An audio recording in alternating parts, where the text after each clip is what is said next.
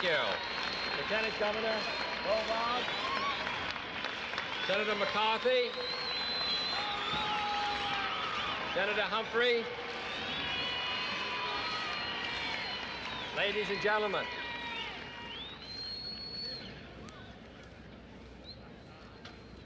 it is worth coming 1,500 miles from Boston to this city for a bean supper.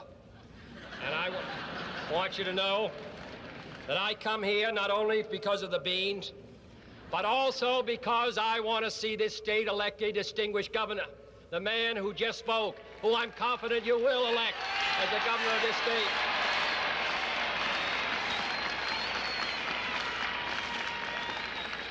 And I'm glad to be here tonight with my old friend and colleague, the Majority Whip of the United States Senate, Hubert Humphrey. Every Tuesday morning, we have breakfast in the leadership meeting, and he smiles, and then he just says, we got to have a couple of words about Minnesota. So then we hear all about it. And with Senator McCarthy, who serves this state and the country, and I don't think there's any state in the Union who has senators who speak more strongly for the best interests of their state and also stand up for our country on the great issues which face us.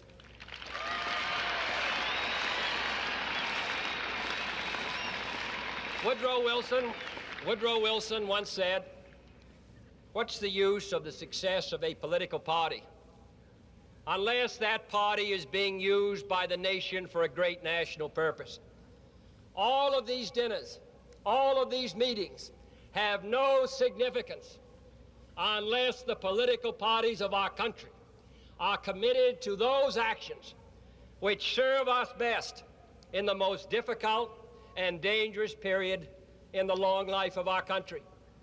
I know that there are many Americans who constantly are dissatisfied with what our country is doing, but you should realize that for 17 years, since 1945, the United States of America, and in a very real sense, only the United States of America, has stood watch and ward for freedom all around the globe. 1 billion communists today are contained in their outward drive by the 180 million people of the United States of America.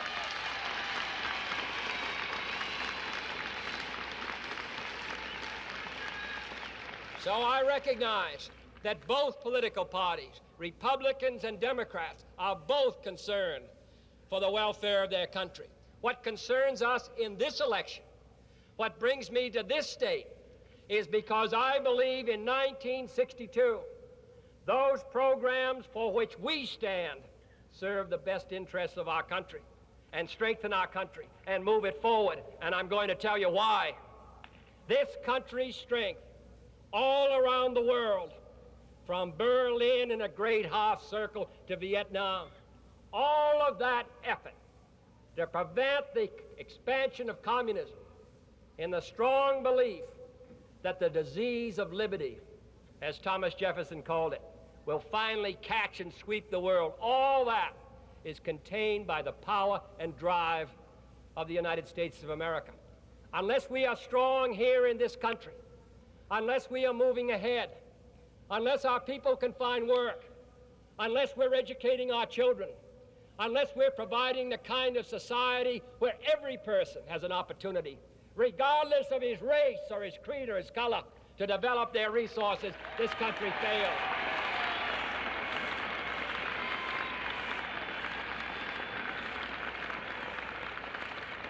Now, the people of this state know very well what the issues are between the two parties. Here in 1962, the people of this country are going to elect an entirely new House of Representatives. They're going to elect 1/3 of the Senate. They're going to elect governors. They're going to, in short, make a judgment of whether they want to sit still or whether they want to move this country forward as it must move if it's going to maintain its strength and power and prestige. That's the issue of November 1962.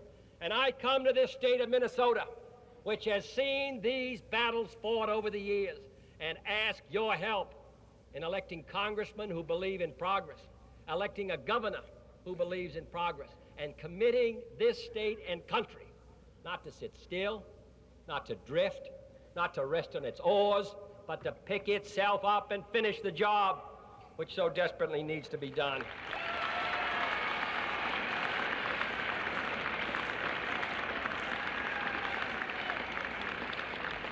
One of the favorite bromides is in the world that there's no difference between our two political parties. I'm going to show you what the difference is.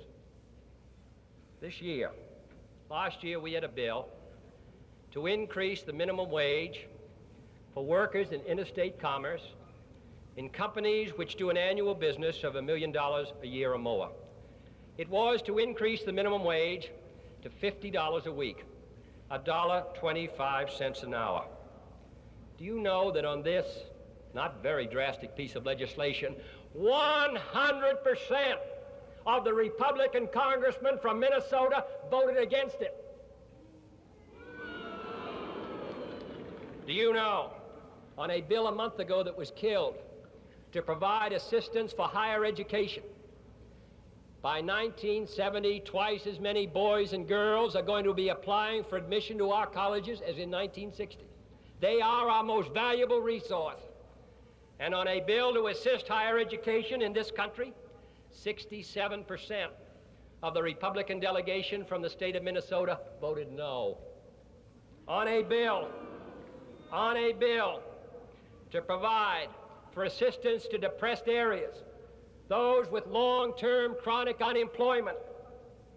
And this state, in its Iron Range, knows the meaning of those words. In our effort to assist those areas, in a bill which Congressman John Blatnik worked on, 81% of the Republican congressmen in the House of Representatives voted no. That's the issue in this campaign. On a bill to provide medical care for our older citizens, and this was a traditional vote, 7/8 of the Republican members of the Senate voted no, just as their fathers before them had voted 90% against Social Security in the 1930s. That's why this issue is important, and that's why this election is important.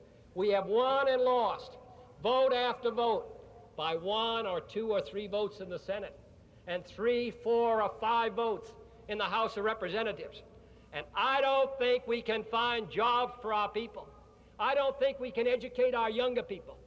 I don't think we can provide security for our older citizens when we have a party which votes no. And that's why this election is important.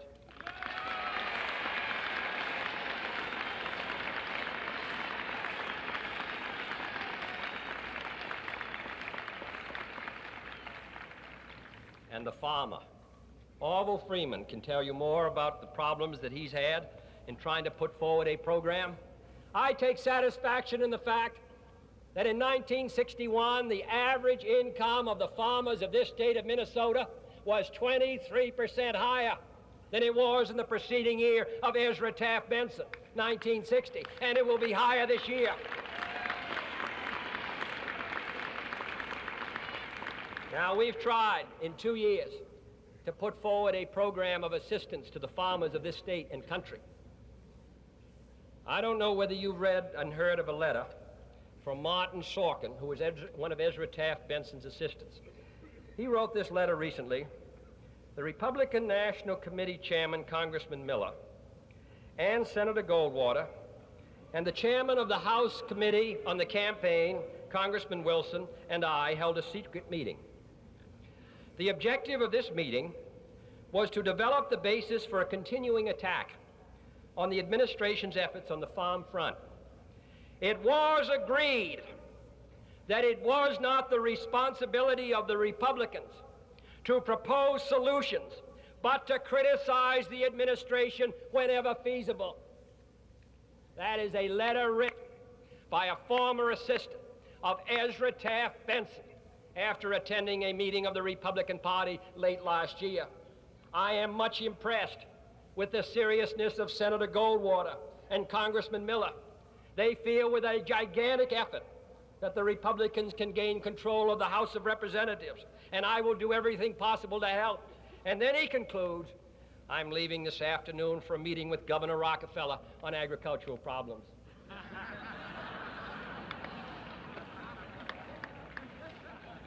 The result, of course, was that when we brought up our feed grain proposal last year, every Republican but 4 voted against it.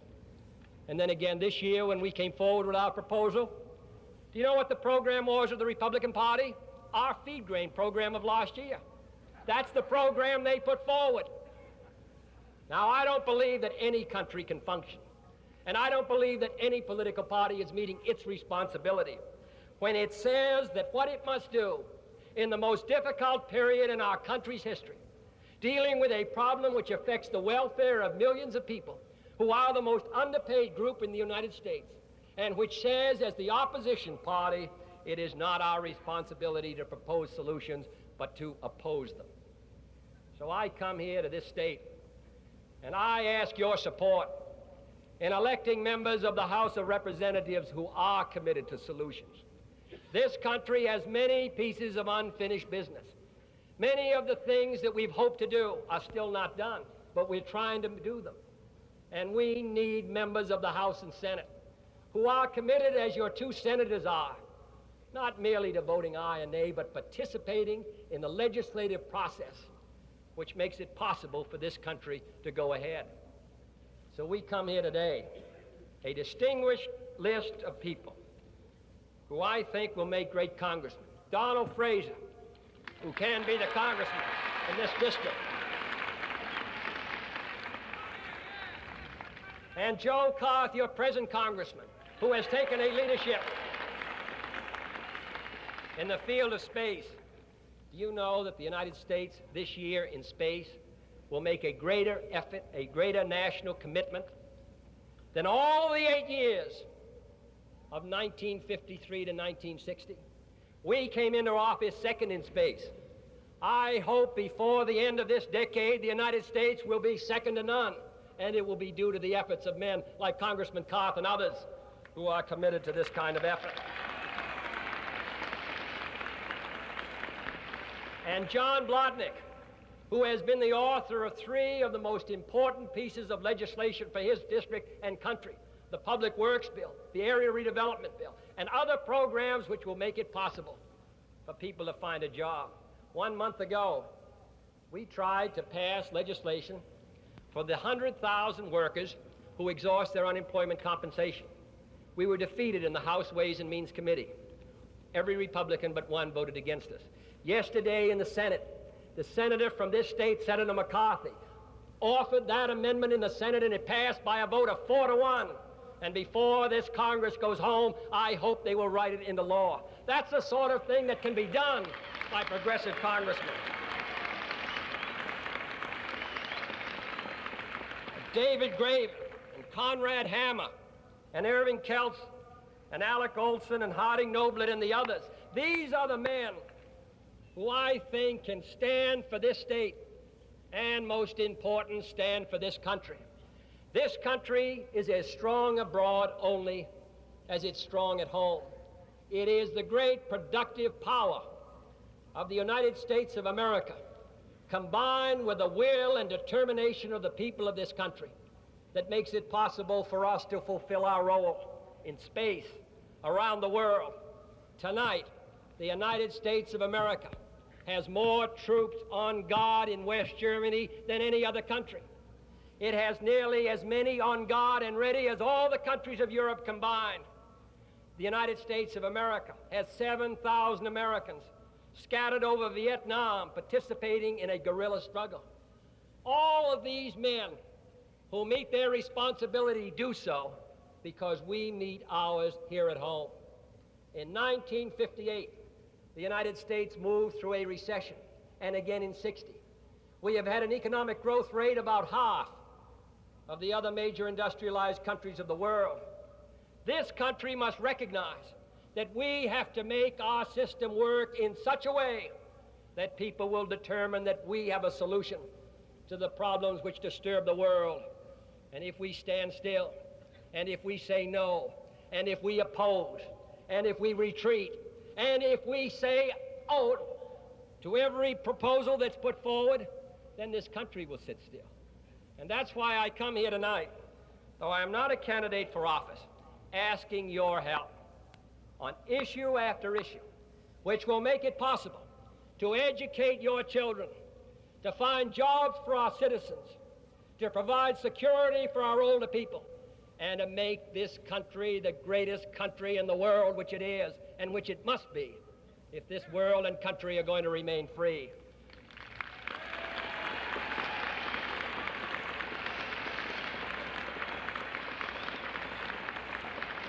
A number of years ago, a great French soldier was talking to a gardener, and he said, I'd like to get this tree planted.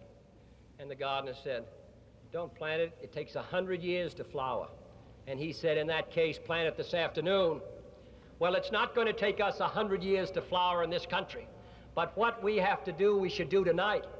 And all the nights until we make a determination in this state and country next November 6th that this country is going to say yes, and Minnesota is going to be in the lead. Thank you.